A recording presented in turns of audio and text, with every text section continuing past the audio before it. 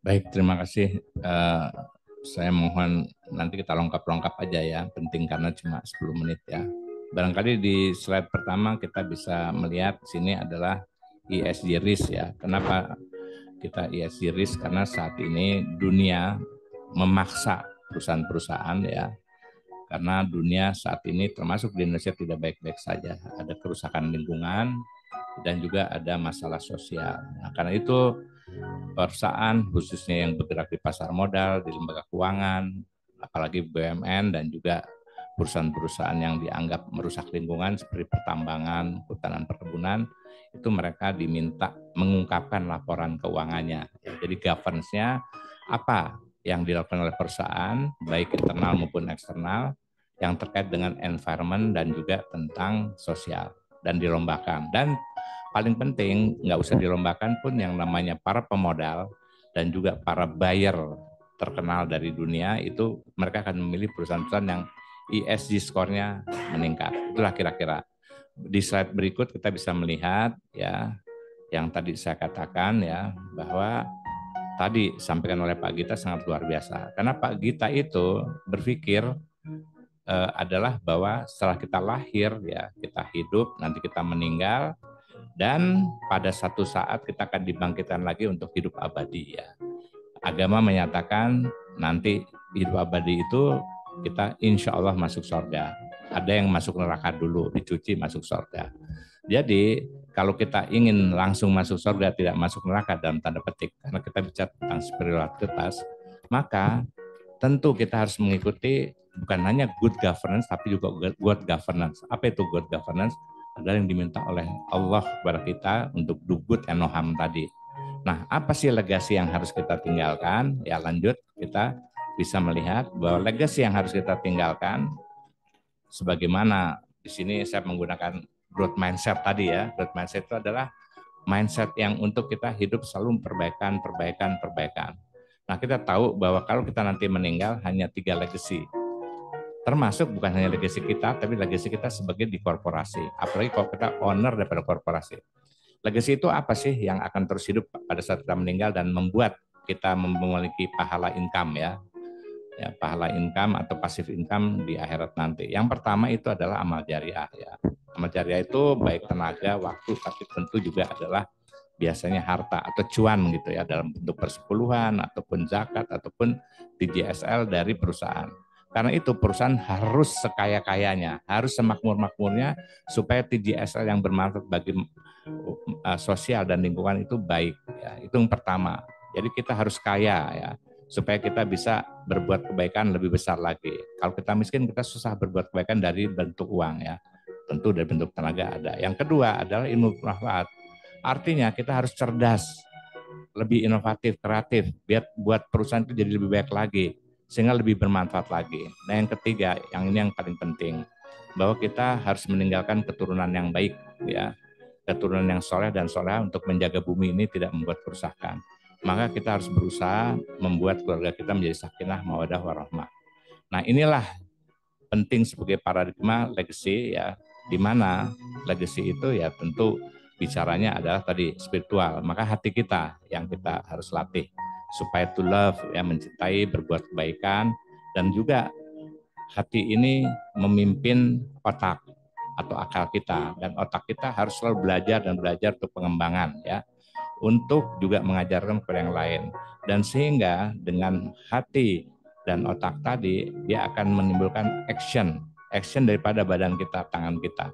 Maka sebetulnya ESQ khususnya tadi pada dan menyatakan dia akan nanti akan memberikan pelatihan bagaimana lead by heart, manage by head, and action by hand untuk menimbulkan kebaikan. Lanjut ya.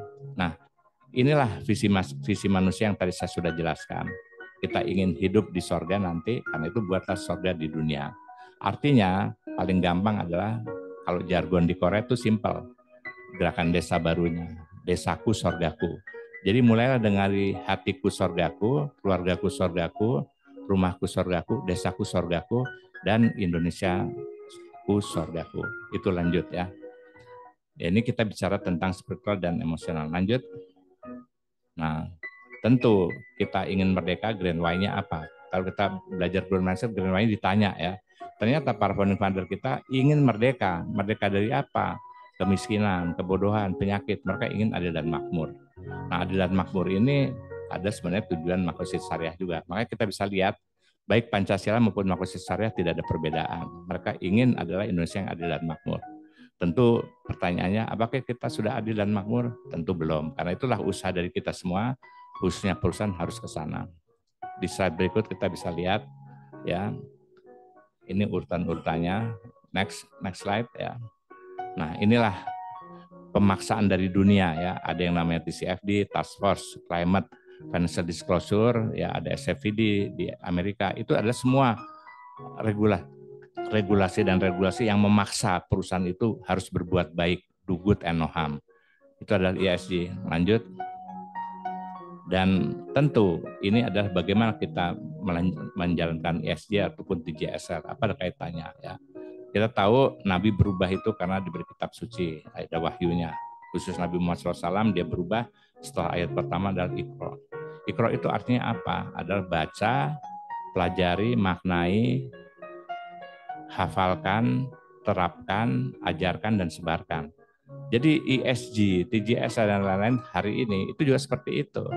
Baca, mengerti, terapkan. Baca, mengerti, terapkan. Kalau kita sudah mengerti dan terapkan, maka kita bisa mulai tuntaskan. Kalau TJSR itu ke desa atau ke komunitas, maka komunitas itu akan jadi bangkit, maju, dan terbang. Kenapa mereka bangkit dan maju dan terbang? Karena perubahan dari pelajaran TJSR dan ESG yang nanti akan dilakukan oleh ISQ, ya, Pak Dadan, nanti tanya aja ke Pak Dadan kapan mulainya, akan membuat kita menjadi lebih beriman, lebih berakhlak, ya, lebih berilmu. Maka kita sebut sebagai spiritual, emosional, dan tentu ada juga kita cerdas spiritual dan cerdas emosional. Dan situlah orang-orang yang cerdas bergabung di perusahaan yang cerdas, perusahaan Bapak dan Ibu, maka perusahaan tersebut akan memiliki kekuasaan, kekayaan, dan tentu kebajikan, kebaikan yang akan merubah lingkungan Bapak Ibu di perusahaannya. Itu saja barangkali kita next slide ya. Nah inilah cara pelatihannya ya. Kalau di Jepang itu namanya monozukuri, hitozukuri. Ini yang dilakukan oleh Toyota. Bapak Ibu bisa melihat dari perusahaan Bapak istilahnya kalau dengan monozukuri, hitozukuri atau manusia unggul melahirkan karya unggul, fondasinya adalah yang pertama itu tadi ya spiritual, lalu yang kedua adalah emosional dan karakter. Maka ISQ mengenal yang namanya 7 budi utama ya. Yang pertama tentu kita berbuat do good dan no harm, tapi caranya melalui karakter jujur, tanggung jawab, visioner ya. Dan kemudian kita juga akan dilatih bagaimana supply chain-nya, karena ini kaitannya nanti dengan creating share value ya, nanti yang akan saya jelaskan. Jadi dengan metode monozukuri, hitozukuri yang juga dijalankan oleh Korea itu sangat luar biasa hasilnya. Salah satu kita tahu bahwa Korea hanya dalam waktu 15 tahun dia sudah middle income trap, kalau Jepang dalam waktu 25 tahun. Lanjut. Nah, inilah salah satu contoh ya yang saya ingin memberi contoh. Ini sudah dilakukan di Kalimantan ya. Bagaimana gabungan desa ya bergabung dengan perusahaan dari Malaysia, ada creating share value-nya sehingga desa bisa memiliki pabrik ya. Nah, ini contoh terbaik adalah di Malaysia, Felda. Kalau Bapak Ibu tahu Felda itu adalah 60% petani sawit dan karet di desa bergabung dalam koperasi, memiliki pabrik-pabrik di dalam seperti PT, Felda, dan 20% itu sahamnya adalah BUMN, maka mereka menjadi raja sawit dan karet di Malaysia dan juga di dunia, termasuk memiliki sawit-sawit di Indonesia. Apa keuntungan petani sawit dan desa di Malaysia? Yang pertama adalah nilai tukar petaninya, dan yang kedua adalah nilai tukar tambah karena mereka dapat dividen dari perusahaan sawit. Lanjut, ini contoh ya yang kita. Nah, ini juga pelajaran 5 pilar ya, 5 pilar yang akan melahirkan. Di sini juga ada satu desa nelayan yang tadi miskin, mereka creating share value dengan perusahaan-perusahaan dari Belanda, termasuk dari BUMN ya. Kalau nggak salah dibantu oleh Pertamina, mereka memiliki SPBU ya. Jadi SPBU-nya adalah milik mereka. Nah, dengan creating share value, desa ini memiliki 30 kapal, yang 5 kapal ini dikelola ya, dan kapal cumi dengan nilai kapal itu rata-rata 3 miliar. Jadi begitu mereka membuat yang namanya creating share value, dilatih 5 pilar. Pilar pertama adalah melahirkan para pemimpin desa yang memimpin BUMN dan koperasi desa, yang kedua koperasinya ada tanggung rentengnya, ada jimpitannya, yang ketiga mereka bersinergi dengan pihak luar dalam bentuk creating share value, yang keempat mereka memiliki lembaga keuangan desa, yang kelima mereka memiliki industri desa, maka desa ini berubah yang dari saat tertinggal menjadi tidak tertinggal. Saya kira ada beberapa slide lagi supaya kita waktunya ngepas. Ya, inilah CSV yang tadi saya katakan ya. Tadinya filantropi atau yang disebut sebagai pemberdayaan masyarakat, community development, berubah jadi CSR, dan tesis saya atau disertasi saya juga dulu ada tentang CSR. Di 2006 dirubah di 2011 ya oleh ahli manajemen Michael Porter. Nah, maka terkenal sebagai creating share value. Apa bedanya? Tadi pertanyaan ke sana. Kalau yang namanya CSR itu masih seperti filantropi. Kita berbuat baik gitu ya. Jadi kalau CSV itu adalah berbuat baiknya adalah dengan memecahkan masalah-masalah sosial, tapi perusahaan juga mendapatkan keuntungan. Kalau CSR dia menganggap itu sebagai biaya, maka males-malesan gitu. Tapi begitu CSV ternyata mereka mendapatkan keuntungan. Salah satu contohnya tadi saya bilang Velda, dan kalau di Indonesia adalah Nestle. Ya, itu yang selalu dipakai contoh studi kasus bagaimana Nestle perusahaan susu supply chain-nya berasal dari peternak-peternak susu di Boyolali. Tapi peternak itu dilatih sehingga kuantitasnya keren, kualitasnya keren, dan juga kontinuitas dan price-nya. Jadi perusahaan tentu mendapatkan keuntungan. Nanti kita bisa lihat contoh-contoh lain. Lanjut. Ini saya kira dilewatkan saja. Nah ini contoh yang juga baik ya adalah Walmart. Ya kita bisa lihat situ buah-buahan ya. Begitu tadinya centralized, mereka ambil dari desa-desa sekitarnya, maka ada keuntungan sosial dan juga ada keuntungan komersial. Keuntungan sosialnya apa?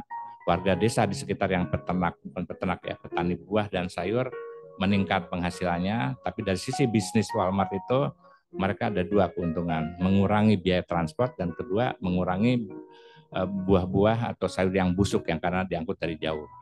Lanjut saja. Ini yang terakhir yang ingin saya coba jelaskan. Jadi dalam CSR dan sekarang TJSL ini kita harus menganut teori perubahan ya atau CSV. Ada input, ada proses, ada output, ada outcome dan ada impact. Impact itu adalah 17 SDGs. Jadi ukurannya ke sana. Ukurannya 17 SDGs dan bisa dihitung melalui social return on investment. Karena dengan social return on investment maka kita bisa mengukur ESG kita. Nah, itulah hubungan kaitnya. Jadi perusahaan memberikan TJSL, ukuran TJSL itu bagusnya adalah kalau dia berdampak. Dampaknya adalah meningkatkan yang namanya 17 SDGs. Yang tadinya miskin menjadi tidak miskin, yang tadinya kelaparan tidak menjadi kelaparan. Tapi ngukurnya bagaimana? Pakai social return on investment. Dengan social return on investment maka akan ketahuan ya ESG score-nya. Kenapa? Begitu SROI-nya bagus, maka price book value daripada perusahaan tersebut bagus biasanya. Dan peminatnya nanti akan bagus. Nah, karena itu yang pertama harus dilakukan, Bapak bisa lihat di input itu, kita sumber daya manusianya. Sumber daya manusianya misalnya kita komunitas di desa. Di situ ada katanya yang kita mau menjadi triggernya adalah para petani ya. Petani Nestle lah misalnya. Nah, maka harus diukur. Petani Nestle-nya itu ada berapa? 1.000 peternak susu, peternak sapi susu misalnya dilatih dan nanti dia dirubah ya, diukur yang pertama berapa sapinya, berapa produksi susunya.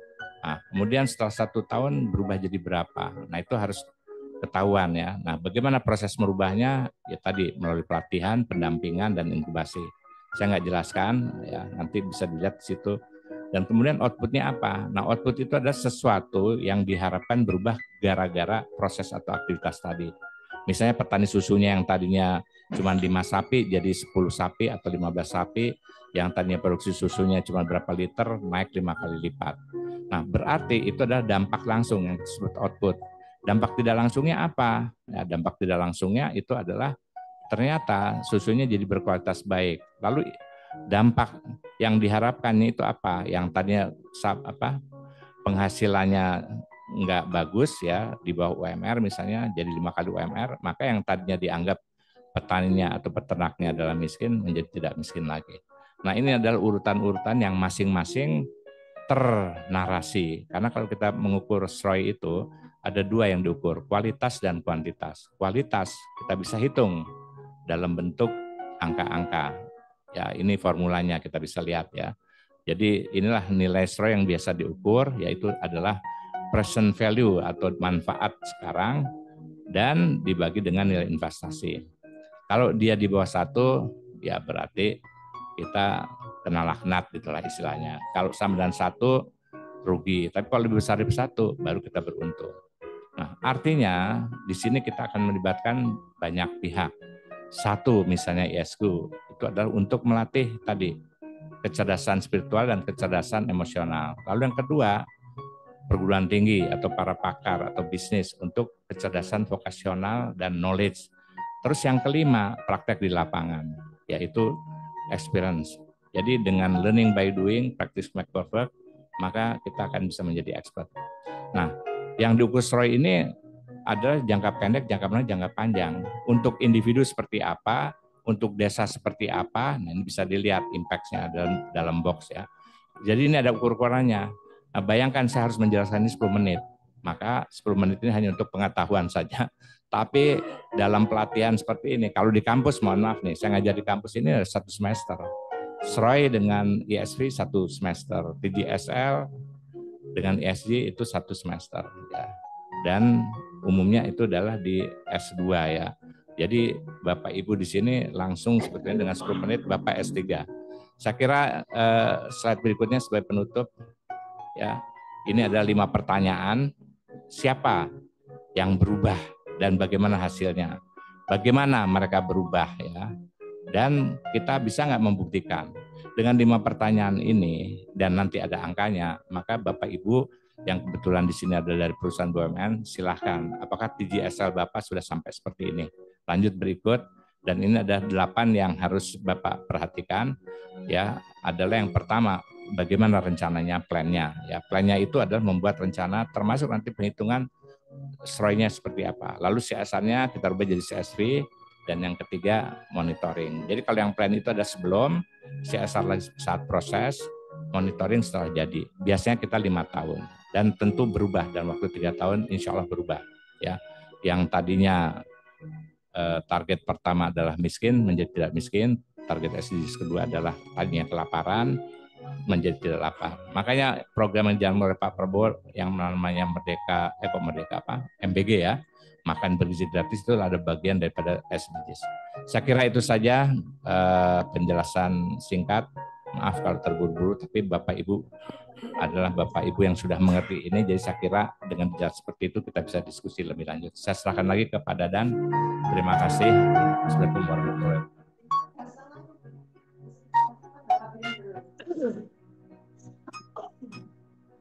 Oke, baik. Terima kasih Bapak Ibu semua. Kita apresiasi Pak Aris. Ya. Tadi ada pertanyaan Pak di kolom chat. Apakah materi ini bisa di-share? Oh iya, memang makin banyak di-share kan, berarti share value buat saya pahalanya makin banyak. Dan buat Pak Dadan juga makin banyak kan. Apalagi kalau Bapak Ibu mempergunakan. Jadi saya ingin yang di-share itu harus menerapkan. Kalau enggak itu enggak menambah pahala Bapak dan saya sendiri. Oke, alhamdulillah ya Pak Dadan. Boleh nanti kita akan share di kolom di akhir acara ya. Di acara kita akan share, jadi masih banyak lagi. Oke, sebelum ke Pak Gita, saya mau tadi ada menarik Pak, bahwa program di Velda gitu ya sangat bagus gitu. Terus kemudian program ini banyak di desa. Tapi di desa kan orangnya bukan belum siap ya. Mereka mungkin pendidikannya tidak dikasih knowledge segala macam. Itu yang lima pilar itu mungkin boleh Pak, bagian yang mereka tuh bagian merubah si orang yang akan menjalankan tuh biasanya apa Pak dijalankan oleh Pak Aris? Jadi ada 5 pilar Pak Dadan, betul sekali Pak Dadan. Yang pertama, pilar pertama itu adalah bina karakter dan insani. Yang itu dirubah adalah supaya mereka bisa, istilahnya kalau bahasa kerennya itu adalah mengubah nasib. Jadi Tuhan tidak akan mengubah nasib satu desa kecuali warga desanya mengubah. Kalau dia tidak mau mengubah, dikasih TGSR-nya sampai maaf ya 1 triliun pun desa itu nggak banyak berubah gitu. Karena yang bisa merubah adalah dia sendiri. Nah itu, nah ini yang namanya ikut ISQ dari growth mindset kan itu sebenarnya merubah. Lalu yang kedua, walaupun dia sudah merubah dan percaya bahwa nasib, tapi kalau dia tidak memiliki sifat-sifat yang merubah kebaikan, sidik amanah tapi fatona, atau di ISQ itu ada 7 budi utama, ya, dia tidak pantang menyerah, dia tidak mandiri, swadaya dan swadana, hanya tangannya tetap di bawah, tidak mau bekerja sama gotong royong, maka desa itu juga tidak, atau komunitas itu tidak akan berubah. Nah, kalau dua hal itu sudah berubah, ya, baru kita kasih skill, knowledge, dan expertise, baru dia berubah. Kelemahan daripada TJSL itu adalah langsung skill, knowledge, ya, tapi dia tidak berubah spiritual dan emosionalnya. Maka masuk yang pilar ketiga, bina tadi pilar kedua bina saudara dan organisasi, ya. Jadi kita juga melatih mereka saling tanggung renteng, ya, jimpitan atau saweran, tidak tergantung daripada yang lain, itu harus dibuktikan. Dan organisasinya baik BUMDes maupun koperasi supaya mereka bisa lebih guyup. Nah yang ketiga, setelah guyup, organisasi yang bagus, baru bina sinergi dan digitalisasi. Itu kita berikan itu semua. Nah yang paling penting, begitu dia udah siap, kita bikin namanya lembaga keuangan desanya, supaya nanti dengan tanggung renteng, jimpitan, maka persentase macetnya itu seperti di Bali ada 0, ya. LPD di Bali itu rata-rata mendekati 0 karena mereka sering tanggung renteng. Kalau ada yang bermasalah dibantu yang lain. Kalau mereka nggak gotong royong nggak bisa. Nah, yang kelima yang terakhir Pak Dadan yang paling bagus, ya. Mereka kita latih bina pasar dan industri. Bapak, Ibu sekalian bisa tahu di desa itu rata-rata 1.500 kakak, butuh beras, butuh cabai, butuh ya pokoknya 9 bahan pokok, ya termasuk minyak goreng. Bayangkan mereka sekarang kebutuhan itu dari desa juga, cuma dari desa Vietnam dan dari Thailand. Nah, padahal itu semua bisa ada desa itu, minimal desa tetangga. Nah, dengan TJS seperti itu, apalagi dikaitkan nih misalnya perkebunan, ya, PTPN, ya, nah, plasma yang tadinya sawit dirubah seperti Velda, maka maaf, PTPN kita pasti lebih hebat daripada perkebunan sawit di Malaysia. Gimana kita yang lebih besar, sumber daya yang lebih besar? Enggak hebat, karena kita tidak, istilahnya tidak sebaik perusahaan di Malaysia dalam memperlakukan rakyatnya. Ya tentu Tuhan milih dong, kamu bisa aja sumber dayanya bagus, kamu lebih besar sumber daya manusianya, tapi kamu kelakuannya enggak seperti yang saya inginkan. Maka yang maju dan akan berkuasa itu adalah orang-orang yang berbisnis dengan Allah. Itulah kira-kira. Oke, terima kasih ya Pak Aris. Jadi ternyata ujung-ujungnya orang sih Pak, ya. Ya, orang yang menjalankan, tadi disebutkan mau dikasih uang berapapun, programnya sebagus apapun, tapi dia nggak punya apa the man behind the gun-nya gitu kan. Nah itu makanya kita bagaimana mensinergikan antara TJSL dan kekuatan emosional yang menjaga mereka untuk tetap. Ya kuncinya di sini, sinergi TJSL dan kekuatan emosional spiritual. Saya nggak tahu Pak Dadan hebat benar milihnya. Mungkin dapat wangsit dari mana. Mbah ChatGPT. Enggak. Karena kita di HQ memang kita sejak 25 tahun Pak, ya kita mempercayai bahwa kesuksesan itu bukan hanya IQ, tapi ada IQ dan SQ itu Pak. Ya sayangnya mayoritas penduduk Indonesia tidak percaya itu Pak. Ya, tugas kita Insya Allah. Oke Bapak Ibu semua jangan kemana-mana, nanti Pak Aris akan gabung lagi, ya. Tadi Pak Aris banyak membahas tentang desa karena beliau founder di Desa Mas, banyak sekali membantu desa. Dan desa itu SDGs-nya banyak Pak ya, hampir berapa belasan lah gitu, bisa di 17 SDGs bisa masuk semua di desa. Nah, untuk yang kedua, kita juga ada satu orang lagi. Beliau banyak berkecimpung di dunia ekstraktif ya, tambang, minyak dan sebagainya. Ini juga menarik pendekatan TJSL. Apakah ada kekuatan emosi spiritual di situ untuk bisa mensukseskan program-programnya? Untuk itu kita serahkan kepada Pak Gita. Pak Gita punya waktu 10 menit dan saya pikir nanti kita akan berdiskusi. Bapak Ibu yang masih punya pertanyaan silakan ditulis di kolom chat dan nanti juga ada kesempatan. Jadi jangan sampai keluar karena juga nanti ada free assessment yang akan bisa didapatkan. Oke, silakan Pak Gita, waktu dan tempat saya persilakan. Baik, terima kasih Pak Dadan. Bismillahirrahmanirrahim. Assalamualaikum warahmatullahi wabarakatuh. Bapak dan Ibu peserta webinar, senang sekali bisa melakukan sharing knowledge ya, sharing pengalaman dalam sesi kali ini. Jadi saya akan coba bicara dari sisi pengalaman saya selama puluhan tahun menangani hal-hal yang berkaitan dengan community development dan juga TJSL di perusahaan. Jadi dari sisi perusahaan ini. Oke, slide-nya silakan. Baik, Bapak dan Ibu, kita kalau sering mendengar ya bahwa perusahaan itu mempunyai banyak slogan ya, bersatu untuk masa depan yang lebih baik. Jadi maksudnya perusahaan dan masyarakat itu bersatu, kemudian merangkul keberagaman, memberdayakan persatuan, menginspirasi perubahan satu komunitas pada suatu waktu, dan banyak sekali hal-hal yang menjadi slogan perusahaan untuk memperlihatkan betapa menyatunya perusahaan dengan masyarakat atau betapa pedulinya perusahaan dengan masyarakat begitu. Akan tetapi slide berikutnya, akan tetapi kenyataannya bahwa sering sekali bahwa bagian yang menangani TJSL ataupun bagian yang menangani community development, mana slide berikutnya, itu sering sekali dianggap sebagai tidak ada relevansinya ataupun tidak ada hubungannya dengan operasi, dengan produksi. Sehingga bagian external relations yang menangani community development ataupun TJSL itu sering dianggap sebagai cost center saja, membuang-buang budget perusahaan. Tidak ada kaitannya dengan operasi, tidak ada kaitannya dengan keuntungan perusahaan dan sebagainya. Sehingga slide berikutnya mundur. Ketika perusahaan akan melakukan pengurangan anggaran karena masalah masalah keekonomian, sering sekali bagian external relation ataupun budget tentang TJSL itu selalu dipotong habis begitu. Sering begitu, karena ini dianggap sebagai tidak ada kaitannya dengan kegiatan operasi perusahaan, tidak ada kaitannya dengan keuntungan perusahaan. Jadi sering menjadi korban untuk pemotongan budget. Nah, saya ingin perlihatkan sebuah kajian dari sebuah lembaga keuangan internasional di slide berikutnya.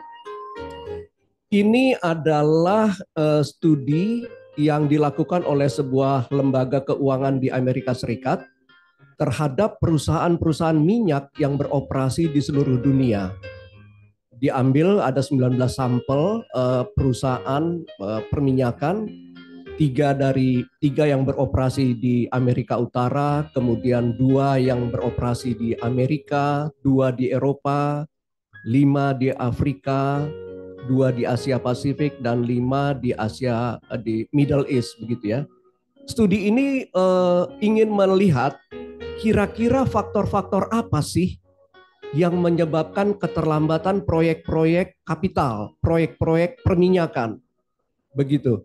Nah, ternyata rata-rata dari hasil kajian itu dilihat bahwa keterlambatan itu rata-rata mengalami 12 bulan delay atau keterlambatan proyek. Nah, dilihat apa sebenarnya yang menyebabkan proyek-proyek itu terlambat. Nah, dari sana terlihat bahwa ada 21 kasus yang disebabkan oleh masalah-masalah teknis. Kemudian ada lagi masalah-masalah komersial yang dilaporkan itu ada 63 kasus. Dan yang terbanyak adalah kasus-kasus yang disebabkan dengan masalah-masalah non-teknikal. Jadi dari sini terlihat bahwa keterlambatan proyek-proyek kapital yang beroperasi di seluruh dunia itu lebih banyak disebabkan oleh masalah-masalah yang sifatnya non-teknis. Sehingga dari studi ini, lembaga keuangan itu berkesimpulan bahwa sebenarnya di dalam 30 tahun terakhir ini, permasalahan teknis, dalam hal ini permasalahan teknis perminyakan dan tentunya juga yang sejenis dengan itu, dalam 30 tahun itu masalah-masalah teknis itu sudah selesai, sudah bisa diatasi. Akan tetapi permasalahan-permasalahan yang muncul belakangan ini yang menyebabkan keterlambatan proyek itu adalah masalah-masalah non-teknikal. Apa saja itu non-technical? Yaitu seperti masalah-masalah hukum dan perizinan, kemudian ada masalah lingkungan, masalah finansial, masalah pertanahan, masalah penduduk setempat, dan juga masalah peraturan-peraturan pemerintahan. Nah, inilah yang sebenarnya justru menjadi faktor yang terbanyak yang menyebabkan keterlambatan dari proyek-proyek perminyakan yang tadi diteliti itu. Silakan.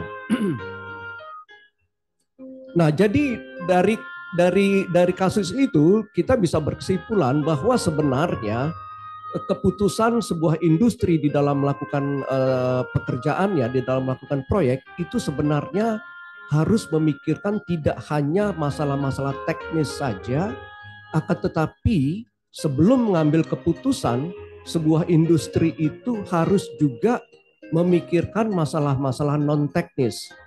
Jadi kedua sisi ini, baik teknis maupun non-teknis, itu harus dipikirkan sebelum pihak perusahaan mengambil suatu keputusan. Jadi ini seperti koin, mata uang koin ya. Kalau hanya satu sisi saja yang bergambar, yang satunya rata, tentunya mata uang koin itu tidak laku di pasar. Sebuah mata koin itu harus baru bisa laku di pasar apabila kedua sisinya itu ada gambarnya. Inilah. Jadi pentingnya masalah-masalah non-teknis itu juga ikut dipikirkan untuk sebuah industri mengambil keputusan. Silakan.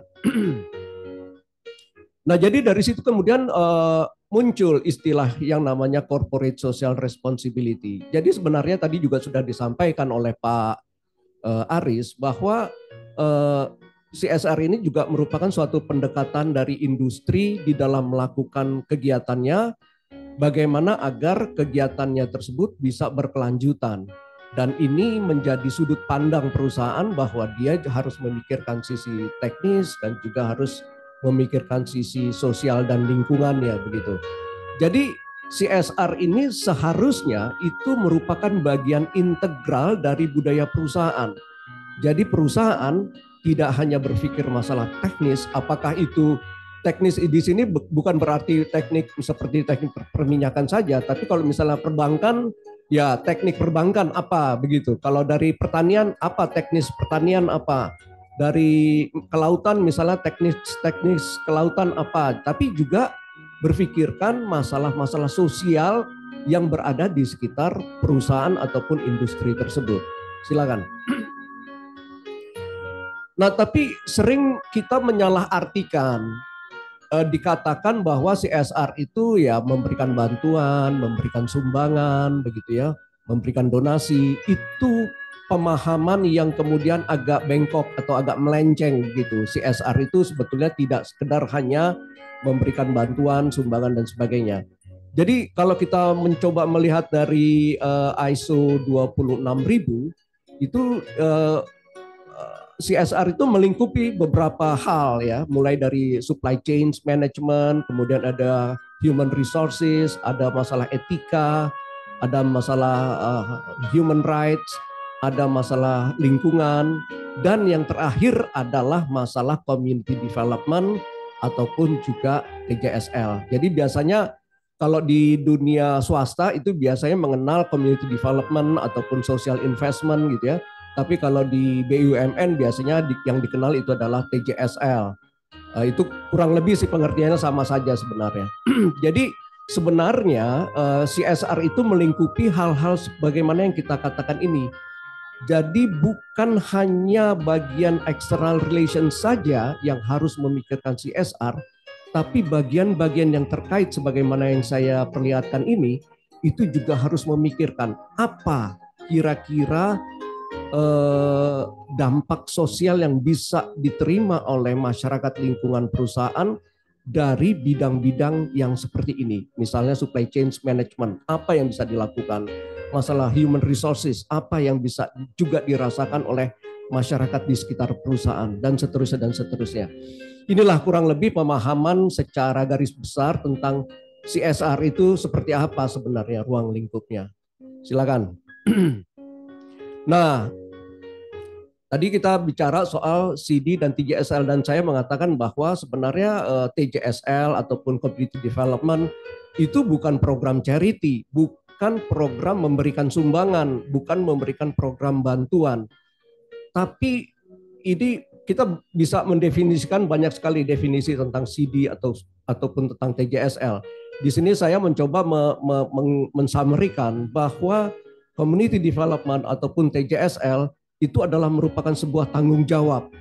Sebuah tanggung jawab dari pihak perusahaan terhadap masyarakat lingkungannya agar masyarakat lingkungan di mana perusahaan itu ataupun di mana industri itu berada itu dapat meningkat kesejahteraannya, akan tetapi semua itu harus dilakukan secara sistematis, secara terintegrasi dan berkelanjutan. Jadi kalau kita memberikan bantuan sumbangan misalnya itu kan ya seperti kita jalan di pinggir jalan ada tukang minta-minta kita kasih uang koin terus kita pergi sudah selesai. Tapi kalau kita bicara soal TJSL ini harus dilakukan secara sistematis, secara terintegrasi, berkelanjutan dan juga jangkanya cukup panjang, mungkin sekitar 5 tahun seperti tadi disampaikan oleh Pak Aris. Jadi ini ada pemahaman yang perlu kita luruskan antara CD, TJSL dengan program-program yang sifatnya charity. Silakan. Nah, lalu siapa sebenarnya yang wajib atau menjadi bertanggung jawab untuk melakukan TJSL? Nah, di sini ada 4 gambaran tentang industri ataupun perusahaan yang sebenarnya terkena wajib ataupun menjadi tanggung jawab perusahaan tersebut.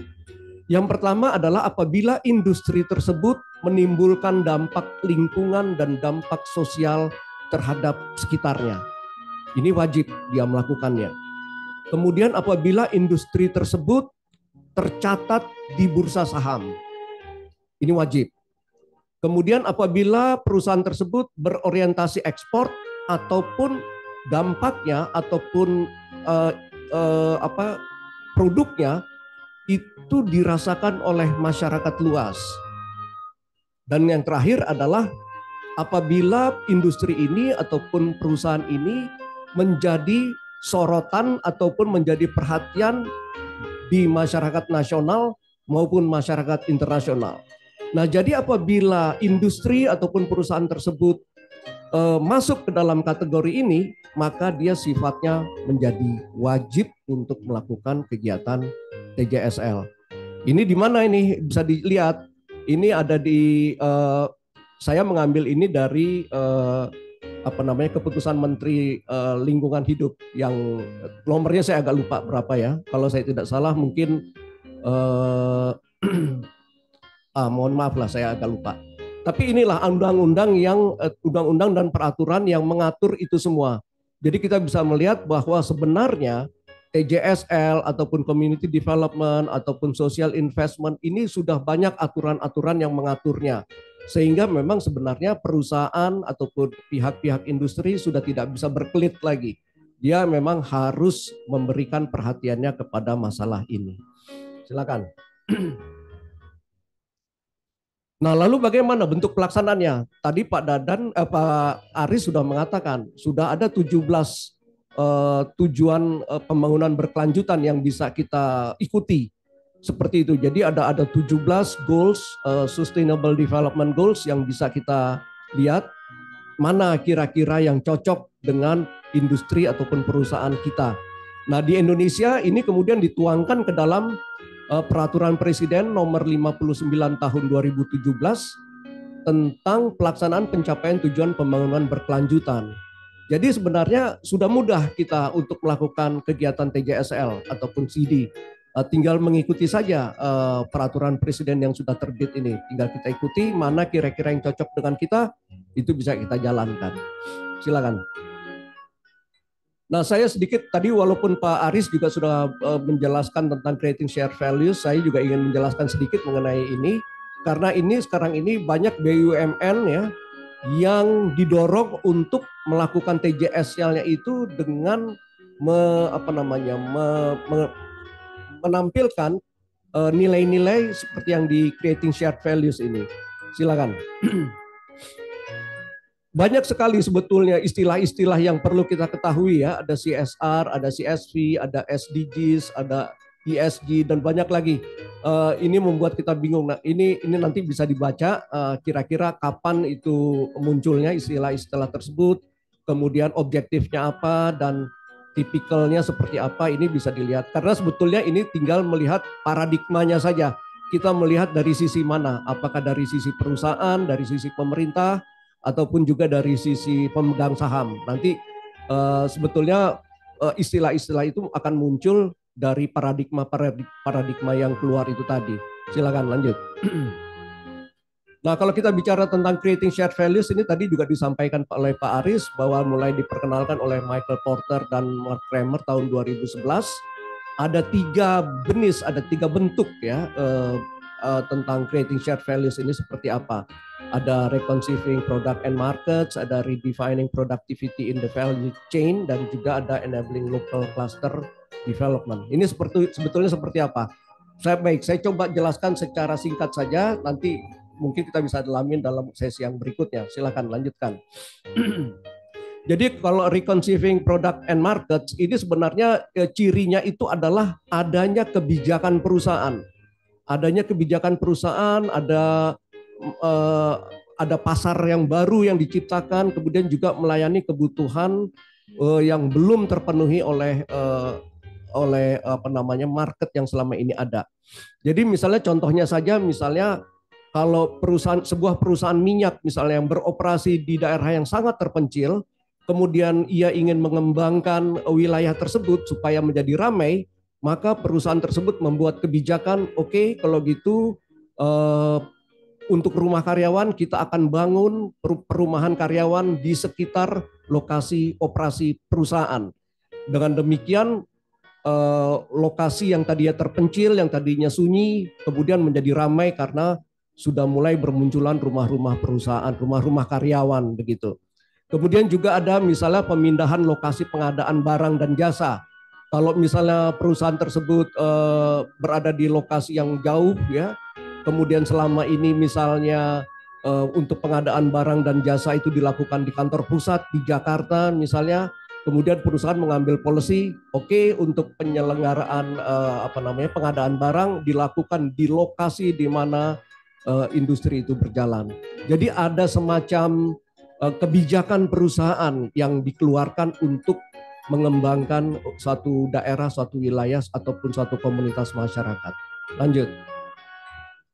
Kemudian yang kedua adalah redefining productivity and the value chain. Jadi ini sebenarnya adalah bagaimana kita membantu pengusaha-pengusaha lokal ataupun juga sumber-sumber daya yang ada di daerah setempat untuk bisa tumbuh dan berkembang. Kemudian setelah mereka maju, mereka kita minta untuk membantu perusahaan. Jadi pelatihan-pelatihan ya, misalnya pelatihan-pelatihan tentang bisnis itu diajarkan kepada pengusaha-pengusaha lokal. Kemudian setelah mereka maju, mereka kita minta untuk membantu perusahaan dalam hal-hal tertentu. Seperti misalnya ada pemotongan rumput, ada pembangunan fasilitas dan sebagainya. Ini adalah jenis yang kedua. Dan jenis yang ketiga adalah enabling local cluster development. Ini seperti community development ataupun seperti TJSL ya. Jadi kita benar-benar membantu satu komunitas masyarakat melalui program social investment begitu ya. Nah setelah itu apabila kita membutuhkan, pihak perusahaan membutuhkan, perusahaan tersebut bisa membantu dari komunitas yang sudah dibantunya, yang sudah dibangunnya itu. Jadi di sini saya memperlihatkan contoh di gambar yang atas itu, kami pada saat itu membangun politeknik. Setelah politekniknya cukup besar, cukup maju, politeknik itu kami minta bantuan untuk membantu program-program TJSL kami di dalam misalnya bantuan komputer ke sekolah-sekolah ataupun pembangunan jembatan penyeberangan. Itu semuanya dilakukan oleh politeknik yang sebelumnya sudah kami bangun. Itu sebagai contoh saja. Baik, lanjut. Ini untuk membedakan antara CSR versus CSV, nanti bisa dibaca saja seperti apa sebenarnya perbedaannya. Silakan. Mundur sedikit. Nah, untuk menjalankan itu semua perlu adanya hubungan strategis yang berkelanjutan. Jadi di sini kalau kita lihat di atas ya, pojok di atas yang sebelah kiri itu ada pihak industri. Ini modelnya adalah model hexahelix, karena ada pentahelix, ada hexahelix. Ini saya ambil yang hexahelix. Jadi di atas itu ada pihak industri yang memang mempunyai tanggung jawab untuk pengembangan masyarakat. Kemudian yang kedua di bawahnya itu adalah pihak perguruan tinggi. Pihak perguruan tinggi ini adalah sebagai think tank untuk memikirkan strategi, kemudian langkah-langkah apa yang harus dilakukan untuk pengembangan suatu komunitas masyarakat. Kemudian yang berikutnya lagi adalah peraturan dan perundang-undangan yang harus dipenuhi, yang harus dipatuhi. Ini juga harus menjadi perhatian. Selanjutnya ada media dan publikasi. Ini juga perlu karena kita bisa melakukan lesson learn, bisa melakukan sharing knowledge ya. Apa-apa yang praktek-praktek yang sudah baik itu bisa kita share kepada pihak lain agar pihak lain juga bisa mengikuti ataupun juga berbuat lebih dari apa yang sudah dilakukan. Kemudian berikutnya adalah pemerintah ya. Di sini pemerintah memiliki fungsi yang penting, yaitu bagaimana agar proses pembangunan yang dilakukan itu selaras, sejalan dengan strategi pembangunan pemerintah itu sendiri. Jadi pemerintah perlu selalu tetap dilibatkan. Dan yang terakhir adalah mitra pelaksana ataupun NGO. Nah di sini seperti ACT begitu ya, ada juga lembaga kemanusiaan. Ini dia berperan sebagai pelaksana dari program-program yang akan dijalankan. Jadi hubungan strategis seperti ini yang harus terus dibangun oleh para pihak ya, agar kegiatan TJSL itu dapat berjalan sesuai dengan kebutuhan yang dibutuhkan oleh masyarakat begitu. Baik, terakhir. Nah, saya mau menyorotinya dari kecerdasan emosional dan spiritual. Jadi sebenarnya agama Islam ya, agama Islam itu sudah mengajarkan di surat Al-Baqarah ayat 274. Di situ Allah Subhanahu wa taala mengatakan bahwa orang-orang yang menginfakkan hartanya pada malam dan siang hari, baik secara rahasia maupun terang-terangan, kalau kita sekarang mungkin baik itu diposting di sosial media ataupun kita nggak posting gitu, itu mereka mendapatkan pahala di sisi Tuhannya. Jadi tidak ada rasa takut, ya kita memiliki rasa kebanggaan, kita memiliki rasa senang, ya bisa membantu orang lain, dan tidak ada pula mereka bersedih. Nah kalau di Undang-Undang Nomor 23 tentang pengelolaan zakat dikatakan infak itu apa? Infak itu adalah harta yang dikeluarkan oleh seseorang ataupun badan usaha di luar zakat untuk kemaslahatan umum. Jadi sebenarnya agama pun ya, dalam hal ini saya mengambil agama Islam, agama pun mengajarkan bahwa TJSL itu memang harus dilakukan. Dia bukan merupakan kewajiban sebetulnya, tapi merupakan tanggung jawab dari kita semua. Saya pikir mungkin itu yang bisa saya sampaikan, Pak Dadan. Terima kasih. Wabillahi taufiq wal hidayah. Assalamualaikum warahmatullahi wabarakatuh.